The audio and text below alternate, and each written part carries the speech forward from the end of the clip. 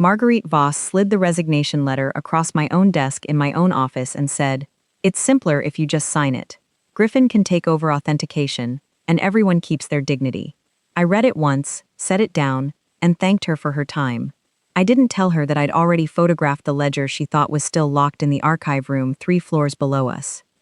My name is Odette Marchetti. I'm 36, and until that Thursday in April I was head of authentication at Marchetti Fine Art Auctions, the house my father, Julian Marchetti, built from a single consignment room in 1989 into one of the most respected auction galleries on the East Coast. He gave me controlling authority over authentication and provenance the year I turned 29, trusting my eye more than he trusted his own by then. I married Griffin Voss 7 years ago, and from our engagement dinner onward, his mother Marguerite treated my father's gallery the way some people treat a family inheritance nobody's properly using. Something that should obviously be redistributed. Griffin has such a natural feel for the market, she'd say. It would be a waste to keep him in sales when he could be doing so much more. Over 5 years, one relation at a time, the Voss family found their way into departments that mattered. Griffin's cousin Desmond became senior provenance researcher. Marguerite's nephew Aldous took over acquisitions from private estates. A woman named Sabine, who I later learned was Marguerite's goddaughter, was brought in to run condition reports on incoming consignments. My father approved every hire because I recommended them, and I recommended them because Griffin brought me their credentials over dinner, framed as favors to family. I never stopped to ask why so many resumes shared his mother's maiden name somewhere in their references. It started as a rounding error in a ledger. A minor Flemish landscape sold at auction listed a provenance chain running through an estate liquidator called Harrogate Fine Arts, a name I'd never encountered in 15 years in this business. When I asked Desmond about it, he said Griffin had brought Harrogate on to expand our access to private European collections. I let it go. 2 months later, I noticed condition reports on 4 unrelated paintings, all citing restoration work by the same conservator, a man named Emery Tull, whose signature appeared oddly identical across documents supposedly written years apart. Why did Sabine already have Tull's letterhead pre-printed in a drawer before I'd even asked to see his credentials? I didn't confront anyone yet. I opened a private notebook and started writing down lot numbers, dates, buyer names. When I mentioned the pattern to Griffin over dinner, gently, framing it as professional curiosity, he laughed and told me I was seeing forgery everywhere because that was my job. When I raised it again a month later, he turned cold, said I sounded ungrateful for everything his family had done to widen our client base. I stopped speaking about it out loud entirely. Instead, I hired an independent art fraud investigator named Priya Osei, paid her from an account Griffin didn't know existed, and met her every other week in a cafe across town. What she found took 10 months to fully document. Harrogate Fine Arts wasn't an estate liquidator at all. It was a shell company registered to an address that traced back to Marguerite's lake house. Emery Tull didn't exist as a licensed conservator anywhere in the state registry. The name had been invented to authenticate restoration histories for paintings that had never needed restoring, because they weren't the originals they claimed to be. Over 5 years, the scheme had funneled at least 60 forged or misattributed works through our gallery, each one carrying a fabricated provenance trail that made a copy look like a rediscovered masterwork, netting the Voss family nearly $4 million in inflated sale premiums and consulting fees. I didn't tell Griffin what I'd found. I filed for divorce quietly, citing irreconcilable differences, and I let Priya's report sit sealed with my attorney until the decree was final. Some people would call that cowardice. I call it timing. The moment I no longer had a husband whose family could claim any protected stake in my father's gallery, I could act without a shred of guilt slowing me down. Standing outside the courthouse with the decree in my bag, I called my father.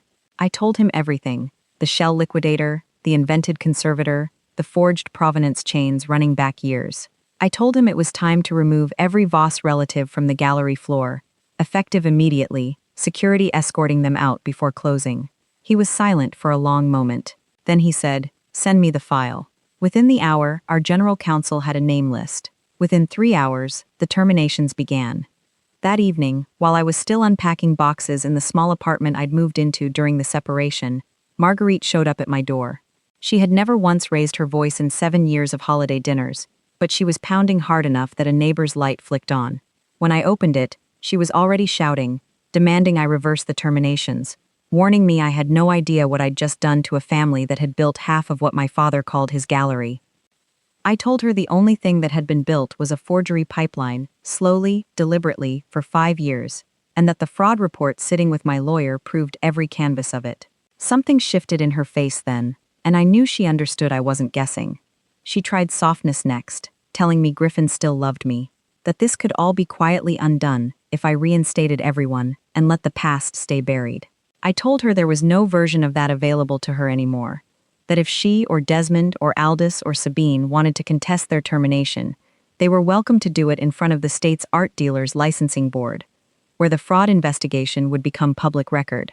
She stopped threatening lawsuits after that. I closed the door. The following weeks were harder than I expected, not because I doubted the decision, but because rebuilding trust with consignors meant re-authenticating years of sales one painting at a time. My father brought in a meticulous provenance specialist named Halden Cruz to help audit every questionable lot and rebuild our conservator network from licensed, verifiable names.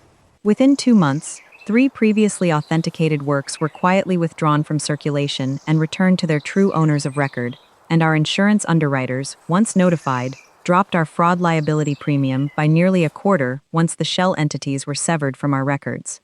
Griffin called exactly once, 3 weeks after the confrontation with his mother. He didn't defend Marguerite. He didn't defend the 4 relatives who'd lost their positions. He just asked how I was doing, and for a moment the version of him I'd married showed through the version his family had spent years constructing over him. I told him I was doing better than I had in a long time, and I meant it. He didn't call again. The state licensing board opened a formal inquiry into Harrogate Fine Arts once Priya's report was submitted as part of an unrelated consignor dispute that had already caught a regulator's attention. Desmond and Aldous relocated out of state within 2 months. Harrogate was dissolved before the fiscal year closed, presumably to bury the paper trail before anyone looked too closely at its filings. My father chose not to pursue further criminal referral beyond what the board required, telling me that watching them lose a reputation built on forged canvases was consequence enough, and that dragging our gallery's name through years of ugly headlines wouldn't return a single dollar to the collectors we'd need to trust us again. 6 months later, Marchetti Fine Art Auctions posted its strongest quarter in company history, every lot authenticated by people who had earned their positions on expertise rather than bloodline. My father named me president that spring, standing in the same gallery room where he'd hung his first consignment 30 years earlier, telling the staff gathered that the house had finally been returned to the people who actually protected what passed through it. I think sometimes about that ledger in the archive room, the one that had been sitting there the whole time, waiting for someone patient enough to open the right drawer. If you'd found it first, would you have confronted them across that desk right then? Or would you have waited, the way I did, until the evidence was too complete for anyone to argue with?